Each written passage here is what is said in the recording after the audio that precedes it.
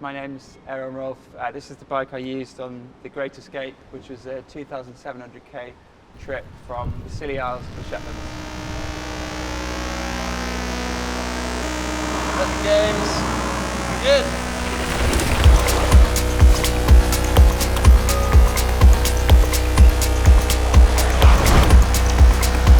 It's not over yet. All hands on and go.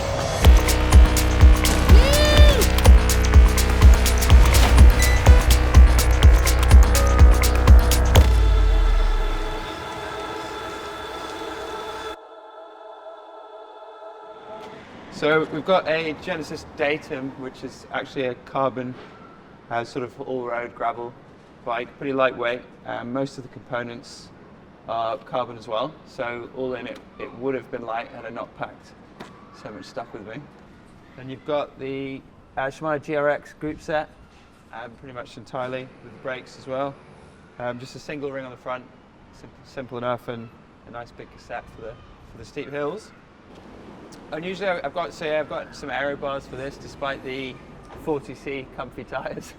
It's mostly just to give a bit of variety on position, and obviously, you know, for those headwind days, you can tuck yourself in and yeah, get a bit more aero. So we've got DT Swiss CRC wheels at 1400, so they're a pretty lightweight wheel, but they're still rated to 130 kgs, and you can do some drops on them. They can handle the gravel. On the tyres, I think for me personally, the sort of rolling resistance that it adds is just worth the comfort. We're actually running tubeless as well. I think I only had one flat, which is just towards the very end of the trip, so not bad going for 2,700k. This is a special modification, the old semi-slick. You just got to pull loads of skids, and you can make that mod yourself. It's pretty easy. We've got Pro Discover components all over it, so it's mostly carbon bars, carbon posts, carbon seat rails, new bar tape on. This is the same one as I used for the trip as well. It's actually a gravel specific one, so it's just a bit more comfortable, it's thicker.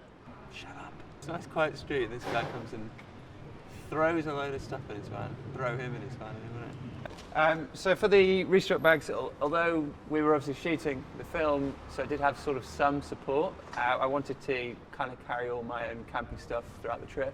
It's kind of how I decided the trip was going to run, and even though we were filming it, I wanted to sort of stick to that. So this is the 14-litre saddlebag. One thing I love about restrap is the fact that you can take the roll bag out. Just makes it super easy leaving the holster in. We've got a large bar bag at the front.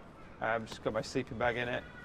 The cool thing about this is, I'll show you, it just disconnects with a magnetic system that Restrap use. So you just attach it like these, and then they locate super easily back on. This is the large frame bag. In here I tend to just keep clothes. So you've got my Albion kit, so you've got the gilet, the insulator jacket, and then the rain jacket too. You've got sandbags here, which is just for food. These are like my favourite bag and feature. It's really accessible. You can stick your phone in it, tools, anything you want, and just so easy to access while you're riding along. And then we've got the frame top tube bag, which I keep tube, some tools, a lightweight titanium spork, got a Nog head torch, and yeah, it's just pretty accessible. What else we got? I usually use a tent if it's a long trip. It was 3 weeks plus on the road, so for me it's just a bit more comfortable. So the tent keeps its shape nicely, and then I've got silk liner. It's pretty luxury stuff here. Even got a dry nice towel to use. My stove, thermarest there. It's a nice small one, Neo Air Light. It's my MSR free light tent and a down jacket. And although, it's a fair bit of stuff, it's actually reasonably lightweight. This is you at Muffleflugger. Yeah. And navigation, I used my Garmin Edge, and then I tracked using my watches. For lights, we've got a PWR Trail, which is like over 1,000 lumens, so really bright. It's also a battery pack.